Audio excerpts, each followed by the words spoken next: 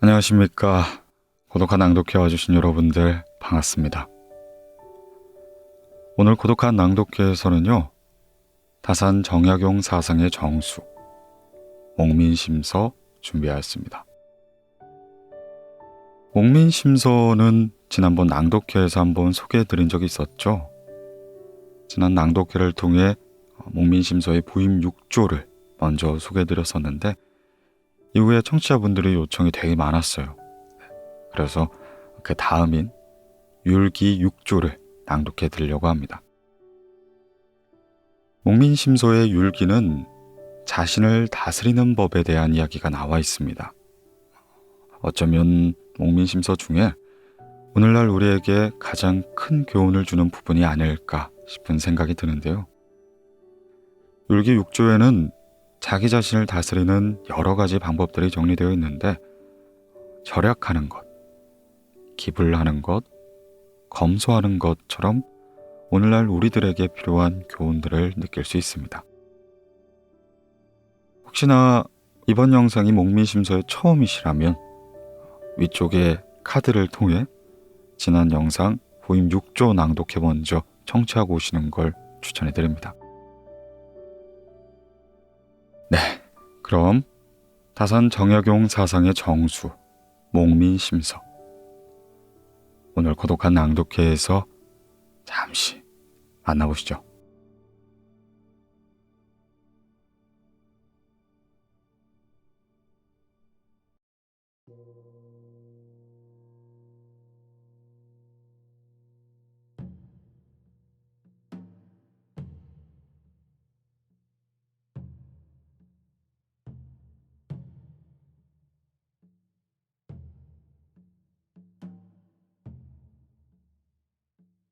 율기 6조 자기를 다스리기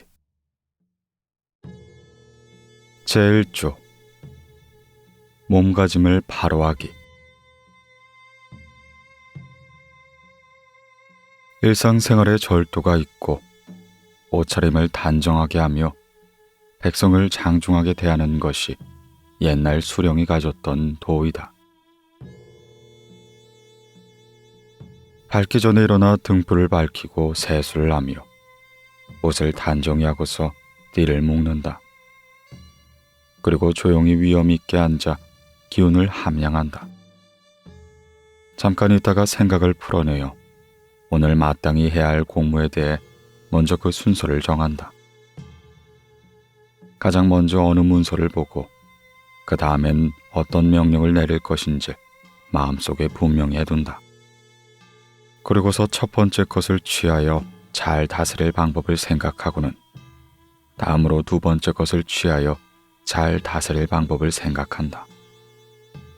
공무에 사사로운 욕심이 들어가지 않게 하고 한결같이 천리를 따르도록 한다.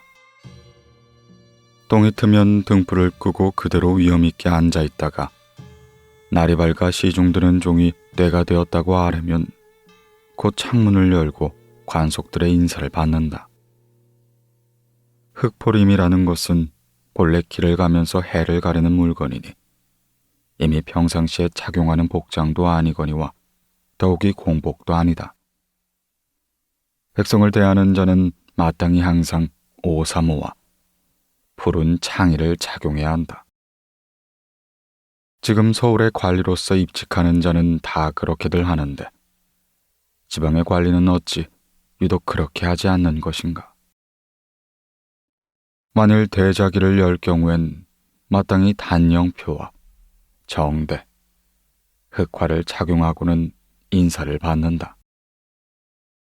만일 군대일과 관련하여 대자기가 있을 때에는 마땅히 군복을 갖추고는 칼을 차야 한다. 간혹 보면 소탈함을 좋아하고 얽매이는 것을 싫어하는 자는 망것만 쓰고 동다리만 입거나 혹은 버선도 신지 않은 채 아정과 백성을 대하는데 이는 크게 잘못된 것이다.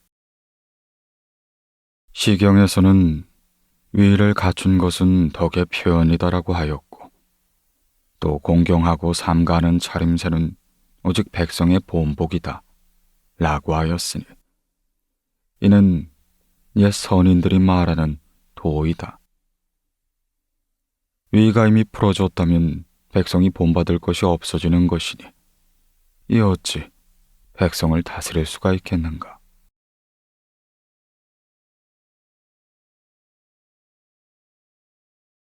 많이 말하지도 말고 갑자기 성내지도 말아야 한다. 백성의 윗자리에 있는 사람은 그 움직임과 고요함과 말함과 잠자코 있는 것까지 아랫사람들이 다 엿보고는 의심스럽게 탐색한다. 그리하여 방에서 문으로, 문에서 읍으로, 읍에서 사방에까지 이르러 온 길에 다 퍼지게 되는 것이다. 군전은 집에 있을 때에도 말을 삼가야 하거늘 하물며 관직에 있을 때는 어떻겠는가. 시중드는 아이가 비록 어리고 시중드는 종이 비록 어리석어도 몇 년을 관청에 있다 보면 쇠처럼 잘 단련이 되니 다들 기민하고 영리해져 엿보고 살피는 것을 귀신같이 한다. 그래서 잠시 관아의 문을 나가기라도 한다면 사람들에게 세세하게 누설을 하게 된다. 내가 10여 년을 나그네로 있으면서 그런 점을 알게 되었다. 주역에는 다음과 같은 말이 있다. 군자가 자기 방에 있으면서도 착한 말을 하면 전리 밖에서 그것을 응하는데 하물며 가까이 있는 자의 매랴. 군자가 자기 방에 있으면서 착하지 않은 말을 하면 전리 밖에서도 그것을 어기는데 하물며 가까이 있는 자의 매랴. 시경에 다음과 같은 말이 있다. 예측할 수 없는 것을 경계하고 말하는 것을 삼가라. 백성의 윗자리에 있는 자는 삼가하지 않으면 안 될 것이다. 정서는 몸이 몽민관의 자리에 있으면 그 몸은 곧 관역이 된다. 그러므로 한마디의 말과 하나의 행동을 삼가하지 않으면 안 될 것이다. 라는 말을 하였다. 또 이르기를 한마디 말로 전지의 화평함을 상하게 할 수가 있고 한 가지의 일로 평생의 복을 끊어버릴 수가 있으니 반드시 자기 몸을 살펴야 할 것이다. 라고도 하였다.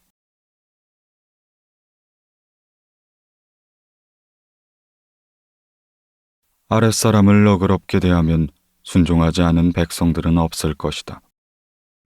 그러므로 공자는 윗사람이 되어 너그럽지 않고 예를 차리는데 공경하지 않으면 내가 무엇을 가지고 그를 보겠는가? 라는 말을 하였다. 또한 너그러우면 많은 사람을 얻는다. 라는 말도 하였다. 사람들은 항상 관직이 있을 때에는 사나움을 숭상하는 것만 한 것이 없다. 라고 말하나 이는 속된 말이다. 먼저 가슴 속에 사나울 맹 한 글자를 품고 있으면 속에 있는 것이 이미 좋지 않거늘 어찌 백성을 다스릴 수 있겠는가. 죄가 있다면 벌을 주면 된다. 내가 형벌을 쓰는 것이 각각 그 죄에 합당하게 할 뿐이니 굳이 사나움을 숭상할 필요가 있겠는가. 시경엔 다음과 같은 말이 있다. 그대의 위를 공경히 하면 편안하고 착하지 않음이 없을 것이다. 편안하고 착하다. 이 두 글자는 기상이 가장 좋다. 내가 전에 조정이 있을 적에 매양 높은 벼슬에 있는 대신들을 보면 그 말과 얼굴빛이 다들 편안하고 착해 보였다. 후세 사람들이 옛사람 같진 못하더라도 반드시 편안하고 착한 사람들이 높이 오르고 많은 사람들을 얻는다. 반면에 가슴에 울분을 쌓고 사나운 자들은 중도에 넘어지곤 한다. 나는 이를 보고는 편안하고 착하다는 것이 좋은 기상이라 생각한 것이다. 시경에 이르기를 편안하고 착함은 본받음이요 훌륭한 위와 훌륭한 낯빛은 중산보의 덕이로다. 라는 말을 하였다. 또한 중산보는 부드럽다 하여 삼키지 않고 굳세다고 하여 내뱉지 않았도다. 호랍이나 과부를 업신여기지 않고 사나운 자를 두려워하지 않았다. 라는 말도 하였다. 하오니 중산보가 어찌 요약한 자이겠는가. 오직 평일에 말이나 낯빛이 편안하고 착하며 따뜻하고 공손한 뒤에야 능히 굳센 것을 내뱉지 않으니 이 이치는 매우 분명한 것이다.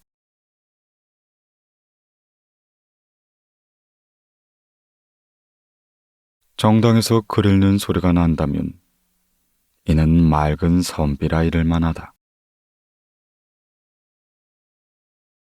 임금이 온갖 일로 매우 바쁘지만 오히려 날마다 경원에 나아가 성원의 격언을 폐부에 젖어들게 하는 것은 그것을 정치하는 데 펴면 자연히 그로부터 나오는 이익이 크고 많기 때문이다. 수령은 공사에 여가가 있으면 서경, 논어, 중용, 대학과 중국 송대의 명신록, 자경편 등의 책을 꺼내 항상 외우고 있어야 한다. 유중령은 예로서 자신을 바르게 하고 단정히 앉아 두 손을 잡고는 공경하는 모습으로 앉아 있었다. 3번이나 큰 진을 맡았는데 마국간엔 좋은 말이 없고 옷에선 향내가 나지 않았다. 그가 공무에서 물러날 때면 반드시 글을 읽고는 손에 책을 놓지 않았다.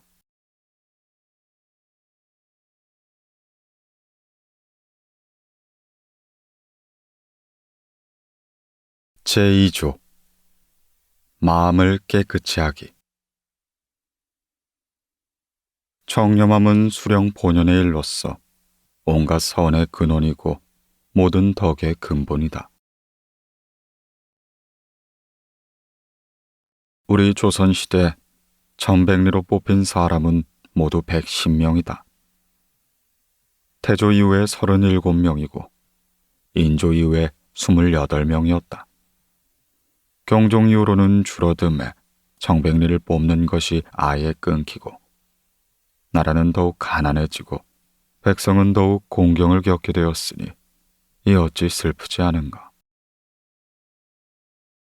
400여 년 동안 띠를 차고 조정의 선자가 몇천 몇만인데 이처럼 뽑힌 자가 이러한 수에 머물고 말았으니 이 또한 사대부의 수치라 하겠다. 상산록엔 다음과 같은 말이 있다. 청렴함엔 3등급이 있다. 가장 위의 등급은 봉급 외에는 다 먹지 않고 먹고 남은 것은 또한 집에 가지고 돌아가지 않는다. 공문을 마치고 집으로 돌아가는 날에는 한 필의 말만 갖고 조촐하게 가니 이것이 이른바 옛날의 청렴한 관리이다. 그 다음 등급은 봉급 외에 명분상 정당한 것은 먹고 정당하지 않은 것은 먹지 않는다. 먹고 남은 것은 집에 옮겨놓으니 이것이 중고시대의 청렴한 관리이다. 가장 아래 등급은 이미 관례로 되어 있는 것이라면 그 명분상 정당하지 않더라도 먹고 관례로 되어 있지 않는 것은 죄를 먼저 짓지 않으며 향임의 자리를 팔지 않고 재난 때 곡식을 훔쳐 먹거나 곡식의 대출 문제로 농간을 부리지 않는다. 송사나 옥사에 돈을 받지 않고 세금을 더 부과하여 빼돌리지 않으니 이것이 이른바 지금의 청렴한 관리이다. 모든 악을 갖춘 자가 오늘날 대세를 이루고 있다. 가장 위의 등급이 되면 진실로 좋겠지만은 그것이 안 될 경우엔 그 다음 등급이 되어도 좋다. 만일 이른바 최하 등급인 자가 옛날에 있었다면 반드시 형벌을 받았을 것이다.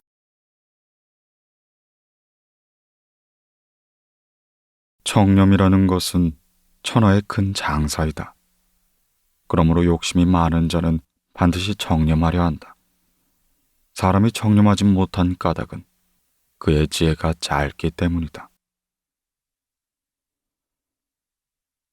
공자는 어진 사람은 인을 편안히 여기고 지혜로운 사람은 인을 이롭게 여긴다고 하였다. 그렇다면 나는 정념한 사람은 정념함을 편안히 여기고 지혜로운 사람은 정념함을 이롭게 여긴다 라고 하겠다. 이는 어째서인가? 재물은 우리가 매우 갖고 싶어 하는 것이다. 그러나 원하는 것이 재물보다 큰 것일 경우엔 재물을 버리고 취하지 않기도 한다. 비록 재물을 얻는 데 뜻을 두었다고 해도 또한 정림한 관리가 되어야 하니 이는 어째서인가? 매양 보면 지체와 문벌이 빛나며 재주와 명망이 두드러진 자가 수백 구름이 돈의 눈이 멀어 관직을 빼앗기고 멀리 귀양을 가는 경우가 허다하다. 혹 세력이 높고 때를 잘 만나 형벌이나 죽음을 면하기도 하지만 사람들은 그를 더럽게 여겨 침을 뱉으니 아름다운 명성이 곧 땅에 떨어지고야 만다. 문신이 이러한 일에 연루가 된다면 홍문관이나 예문관의 벼슬을 얻지 못하고 무신이 이런 일에 연루가 된다면 장수가 되지 못하는 자가 또 얼마나 많겠는가. 지혜가 높고 생각이 깊은 자는 그 욕심의 크기 때문에 정렴한 관리가 되고 지혜가 짧고 생각이 얕은 자는 그 욕심이 작기 때문에 탐과 놀이가 되는 것이다. 만일 이러한 점을 생각한다면 정념하지 않은 자는 거의 없게 될 것이다. 뇌물을 주고받는 일을 누가 비밀스럽게 하지 않겠는가? 그러나 한밤중에 한 일이라도 아침이 되면 이미 드러나 있다. 아전들은 매우 방정맞아 들어와서는 이 일은 비밀스러우니 아는 사람이 아무도 없습니다. 말하면 자기만 해로우니 누가 말하려 하겠습니까? 라고 말한다. 수령은 그 말을 깊이 믿고는 기쁘게 뇌물을 받는다. 그러나 아전들은 문을 나서기만 한다면 거리낌 없이 말을 퍼뜨리고는 자기의 경쟁자를 누르려 한다. 순식간에 사방에 말이 퍼지나 수령은 깊이 들어앉아 고립되어 있음에 전혀 소문을 듣지 못한다. 하오니 이 참으로 슬픈 일이 아닌가. 후원의 관리인 양지는 네 가지의 존재가 안다고 했는데 이건 웬 남이 아는 것은 막아낼 수가 없다. 양진이 형주 자서였을 적 장읍의 수령을 제수받고는 밤에 금 10근을 가지고 말하길 한밤중이라서 아는 사람은 없을 것입니다. 라는 말을 하였다. 이에 양진이 말했다. 하늘이 알고 귀신이 알며 내가 알고 자네가 아는데 어찌 아는 사람이 없다고 하겠는가. 무릇 진귀한 물건으로 본읍에서 생산되는 것은 반드시 그 고을의 배가 될 것이니 하나라도 가지고 돌아가선 안 된다. 그래야만 이를 정념한 관리라 부를 수 있을 것이다. 예를 들어 강계의 인삼과 조피, 함경도 경성의 가발과 삼배, 전라도 남평의 부채와 순창의 종이, 담양의 채색 상자, 경상도 동래의 담배기구, 경주의 수정이나 황해도 해주의 먹, 충청도 보령의 벼루 같은 것은 수령일을 마치고 돌아가는 날 주머니 속에 하나라도 들어가 있으면 안 된다.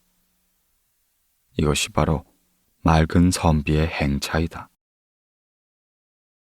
매양 보면 진귀한 물건을 갖고 돌아간 자가 그 진귀한 물건을 나열하면 탐욕스럽고 필요한 빛이 안으로부터 밖으로 나가니 다른 사람들로 하여금 대신 부끄럽게 만드는 것이다.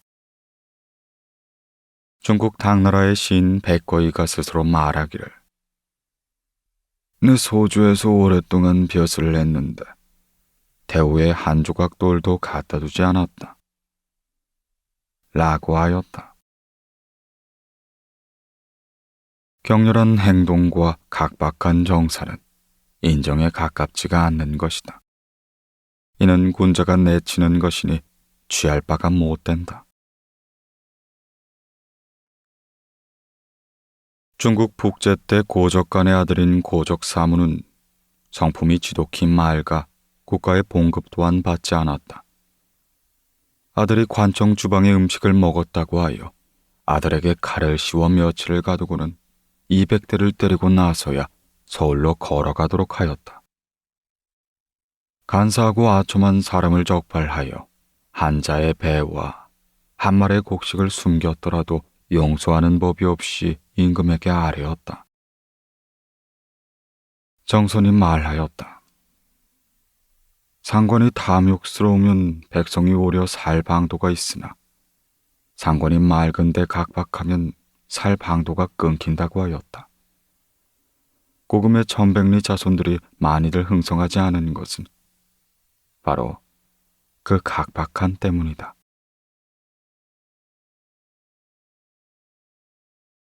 맑은 명성이 사방에 퍼져 좋은 소문이 날로 빛나면 이 또한 인간 세상의 지극한 영화이다. 고려 때 윤선좌가 중수광 때 한양윤이 되었다. 얼마 지나 왕과 공주가 용산에 거둥하였는데 왕이 좌우에게 일렀다. 윤선자가 맑고 검소하여 수령을 시켰으니 너희들은 그를 번거롭게 하지 말라. 후에 왕이 친히 수령을 뽑다가 계림 윤씨에 이르러 붓을 거두고 생각한 뒤에 말하였다. 신하가 조정에 가득하건만 윤선자 같은 윤이 없구나. 그러고선 윤선자를 계림윤에 임명했다.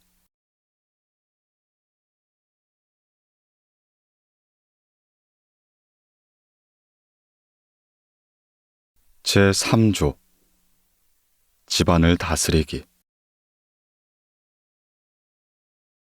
몸을 수양한 후에는 집안을 다스리고 집안을 다스린 후에 나라를 다스리는 것이 천하에 통용되는 원리이다.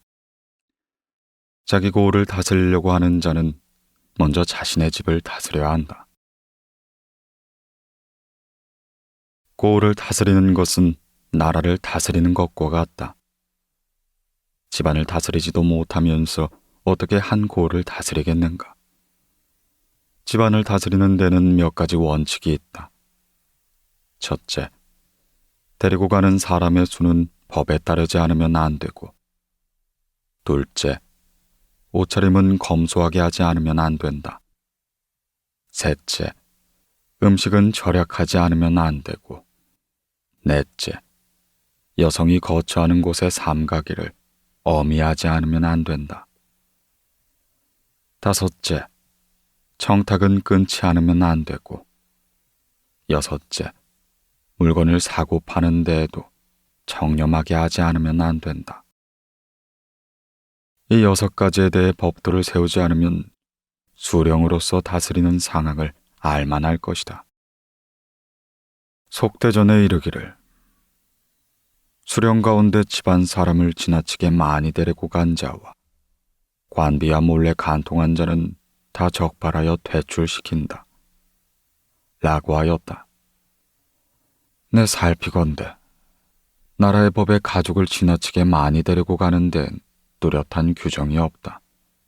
하여 마땅히 법을 만들어 부모나 아내 외에는 오직 한 아들만을 데리고 가는 것을 허용하되 아직 혼이 나지 않은 자녀에 대해서는 새말 것 없이 허용해야 할 것이다. 또한 남자종 1명과 여자종 2명 외에는 데리고 가지 않는 것이 옳다. 부모, 처자, 형제를 육친이라 한다. 위로는 신주를 모시고 아래론 시종을 거느리고 또 노비까지 데리고 옮겨간다면 온갖 일이 얽히고 사사로운 일 때문에 공적인 일까지 무너지고 말 것이다. 예전에 현명한 수령들이 집안 사람을 따라오지 못하게 한 것은 진실로 이 때문이다.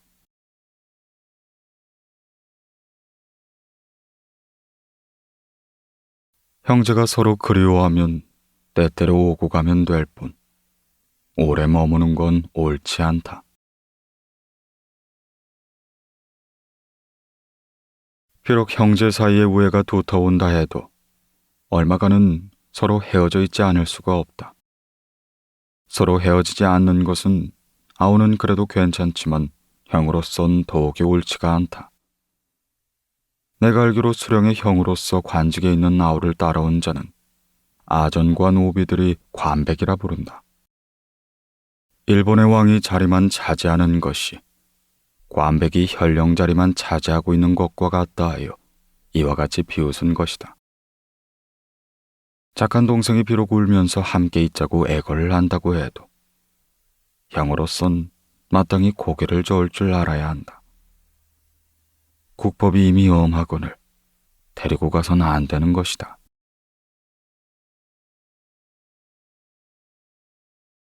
의복의 사치는 많은 사람들이 꺼리는 일이요. 귀신 또한 미워하는 일이니 자신의 복을 깎는 일이다. 부인 가운데 도리를 아는 자는 극히 드물다. 대개는 소견이 얕아 남편이 수령으로 간다는 말을 듣기만 해도 곧 엄청난 부귀가 내릴 줄 알고 있다. 장신구와 폐물은 다 아름다운 것으로 하려고 하고 경제의 돈을 함부로 토색하여 널리 박물 장수들을 불러 진기한 비단을 갖고 모시배와 고운 삼배, 용을 새긴 비녀, 나비 모양의 놀이개 등으로 아이를 요괴처럼 꾸민다. 요정 또한 장기처럼 장식하여 다른 집보다 낫게 보이고 온 동네에 빛을 내려고 한다. 식견이 있는 사람이 그 모양이면 벌써 그 남편이 바르지 않다는 걸 알 수 있다. 먼저 재물을 낭비하며 복록을 없애 낯을 깎아내리니 이 어찌 즐거움이 있겠는가. 주신이 절강 안찰사였을 때 부하가 어느 날 구운 거위를 선물하였다. 주신이 그것을 방에 걸어두고는 후에 선물하는 사람이 있으면 그것을 가리키곤 했다. 같은 직책에 있는 사람들의 아내들은 잔치에 다들 화려하게 꾸미고 나왔는데 주신의 아내만 나무 비녀의 배치마를 입고 가니 시골에서 밭을 매는 안악과 흡사했다. 이에 화려하게 꾸민 여자들이 서로를 부끄러워하고는 다시금 평범한 옷으로 갈아입었다.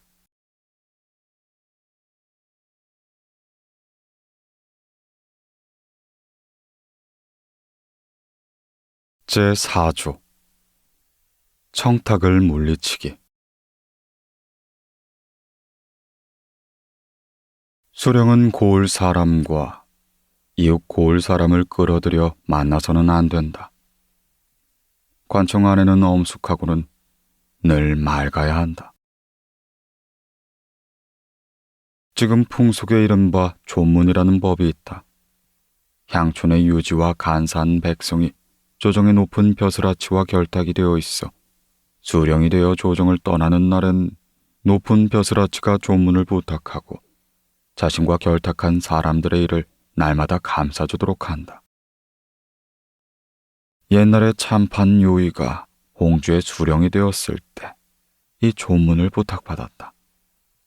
허나 그는 그 하나도 이행하지 않았다. 내가 너무 융통성이 없다고 말하자 유공은 이리 말하였다. 임금께서 이미 홍주의 백성을 나한테 맡겼는데 조정 고관의 부탁이 비록 중요하나 어찌 이를 넘어설 수 있겠소. 만약 내가 한 사람에게만 치우쳐 그에게 조문하고 그를 비호한다면 이는 임금의 명령을 어긴 게 아니겠소. 내가 감히 어찌 그렇게 하겠소. 라고 하였다. 내가 그 말에 깊이 감복을 받아 다시도 논란을 벌이지 않았다. 만약 부득이하게 조문을 들어줘야 할 경우엔 모름지기 수령이 된 3개월이 지난 뒤 그 사람의 행동을 천천히 살피고는 백성을 강제로 누르거나 간사한 행동이 없을 경우에 행해야 한다. 다만 예단의 끝엔 관청에 와서 감사의 뜻을 표하지 말라 라는 말을 전해야 한다.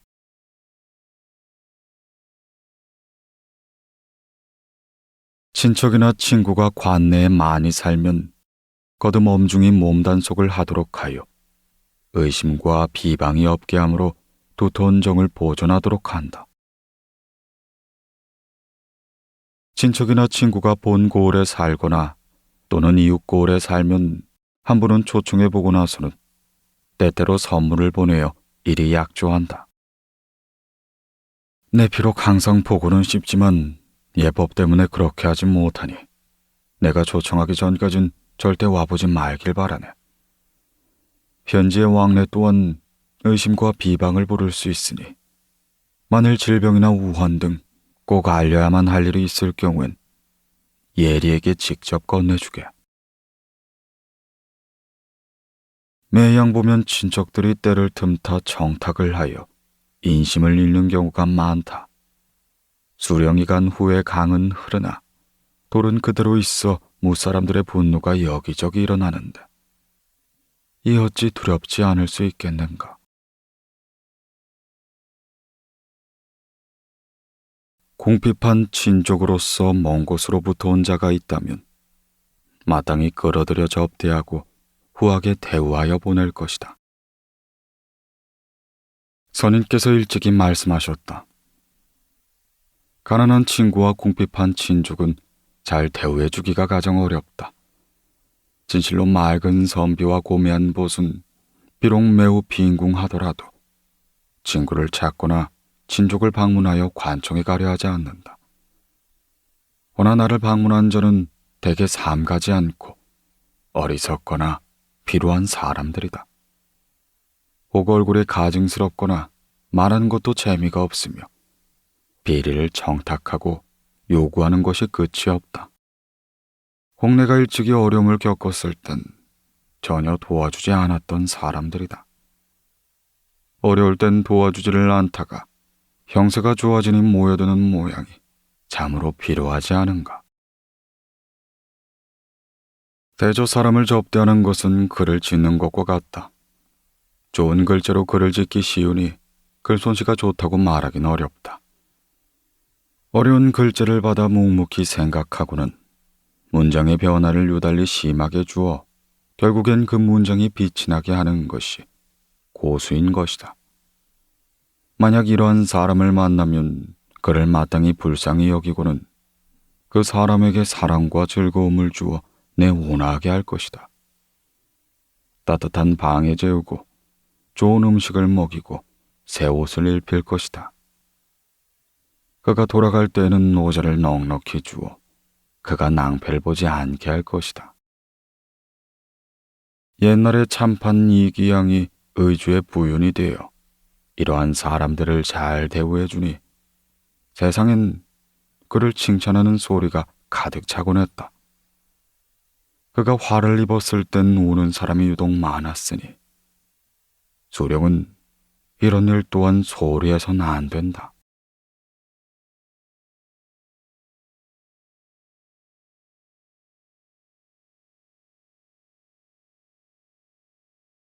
제5조 비용을 절약하기. 훌륭한 수령이 되는 자는 반드시 어지러야 하고 어질고 싶은 자는 반드시 청렴해야 하고 청렴하고 싶은 자는 반드시 검소해야 한다. 아끼는 것은 수령의 첫 번째 의무이다.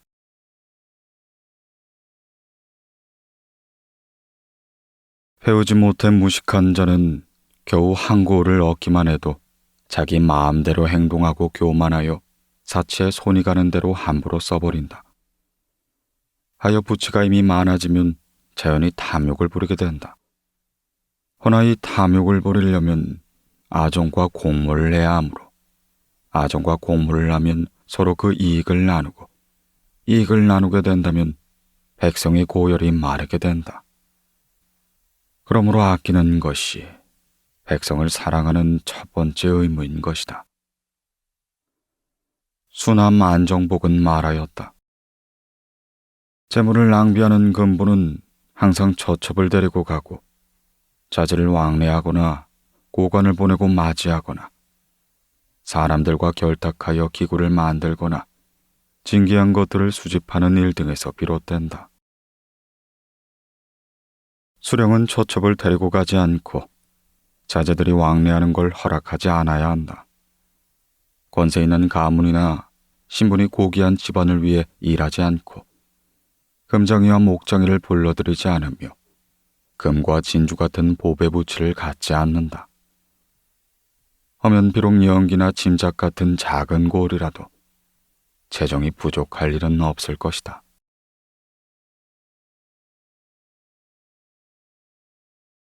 의복과 음식은 검소한 것으로 법을 삼는다.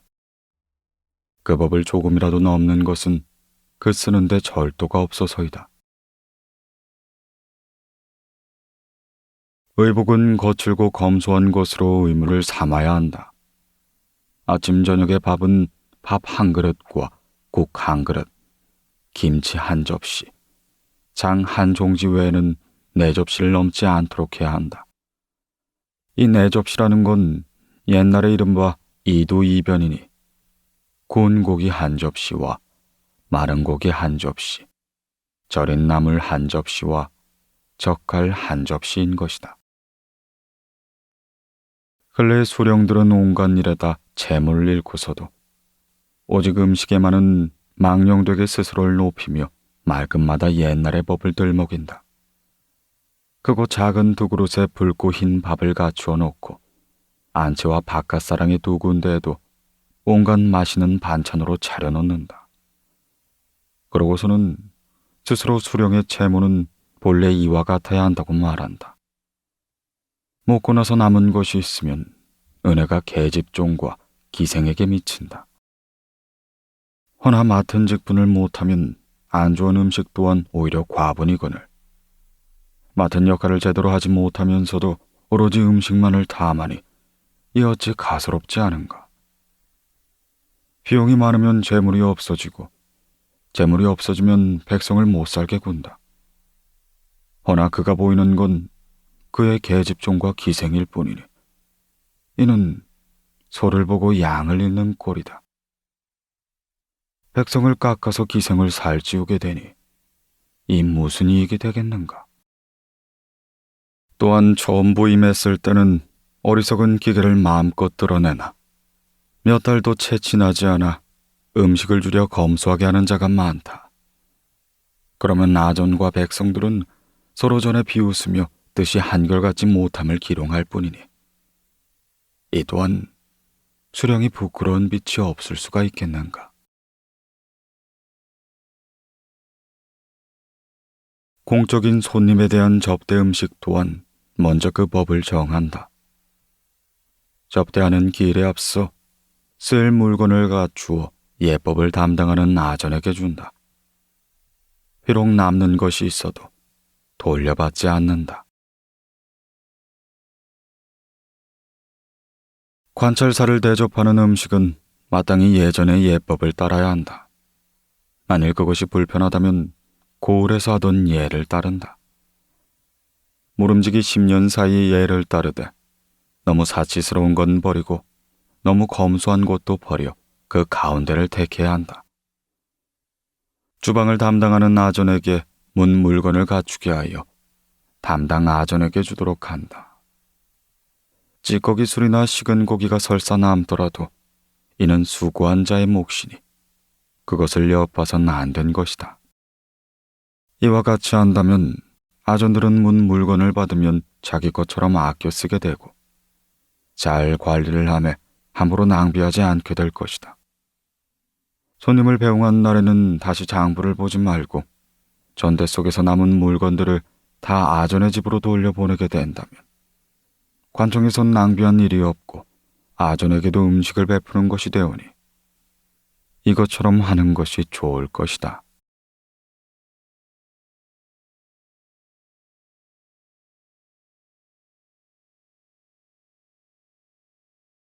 제6조 베풀기를 좋아하기.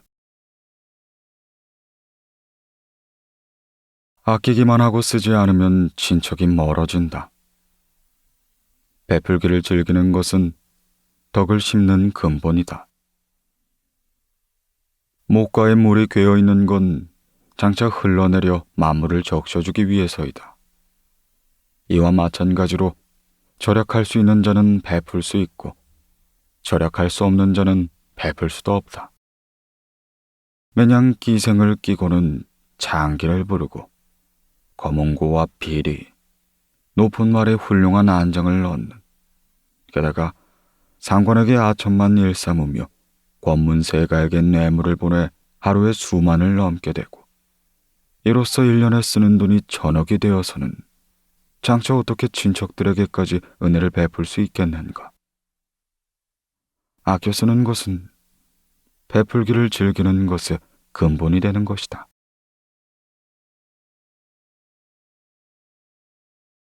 가난한 친구와 궁핍한 친족은 힘을 다해 도와준다. 한 집안의 사람들을 다 데리고 오진 못해도 가난의 끼니를 잊지 못하는 친족이 있다면 그 식구를 계산하여 달마다 쓸 비용을 대주지 않을 수 없고, 가난의 끼니를 잊지 못하는 사람이 있으면 마땅히 달마다 생활비의 절반을 대주고 나머진 급할 때 도와주면 된다. 가난이 심하지 않은 자는 때때로 물건을 보내준다. 가난한 친구가 와 도움을 청하게 된다면 그를 후하게 대우하고 그를 보낼 때 약간의 노저를 준다. 중국 남북조 시대 송나라의 강병지가 신한 태수가 되어 얻은 복록을 다 친척들과 친구들에게 나눠주고 관직에 있을 땐 다만 책 한 권을 지었다고 한다. 방언겸이 경량이 수령이 되었을 땐 집에 옛날부터 해오던 일이 있었으므로 얻은 복록들은 다 친구들을 돕는 데 썼다고 한다. 그는 비록 여러 번 양식이 떨어졌음에도 항상 깊은 빛을 띠고 지냈다. 일찍이 그 아들 현령에게 말하였다. 사람들이 다 복록 때문에 부유해지나 나만은 유독 관직 때문에 가난해졌다. 내 자손에게 남겨줄 건 정백뿐이다. 나의 창고에 여유가 있어야 바야흐로 남을 도울 수가 있다. 공적인 재물을 훔쳐 내 사사로운 사람을 돕는 건 예가 아닌 것이다.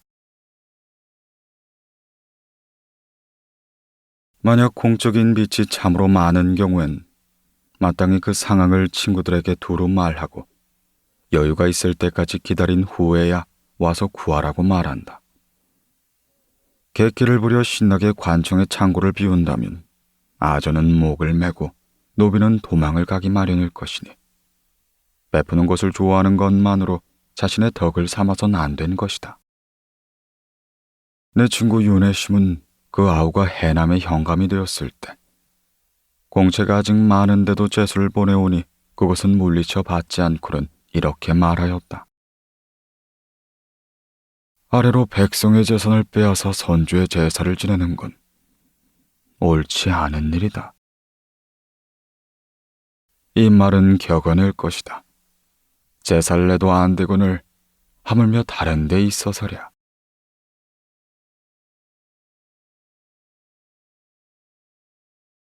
권문세가는 후하게 섬겨선 안 된다. 권세가 있는 가문에게 물건을 바칠 때에는 후하게 해서는 안 된다.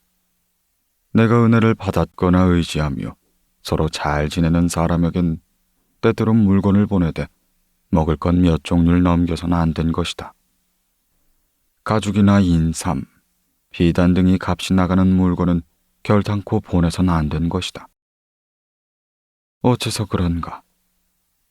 재산 가운데 정념하고 식견이 있는 자는 다만 받지도 않을 뿐만 아니다. 오히려 나를 비루하고 망년된 사람으로 알 것이다. 혹 조정에 들어가 임금 앞에 고하기를 죄를 죽일 청할 것이다. 이것은 재산도 없애고 몸도 망하는 꼴이니 참으로 위험한 일인 것이다.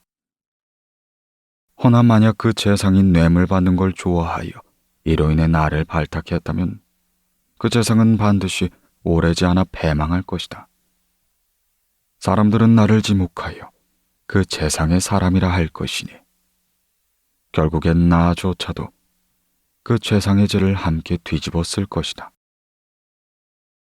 이렇게 하든 저렇게 하든 해만 있고 이익은 없을 것이니 어찌 굳이 이러한 일을 할 것인가?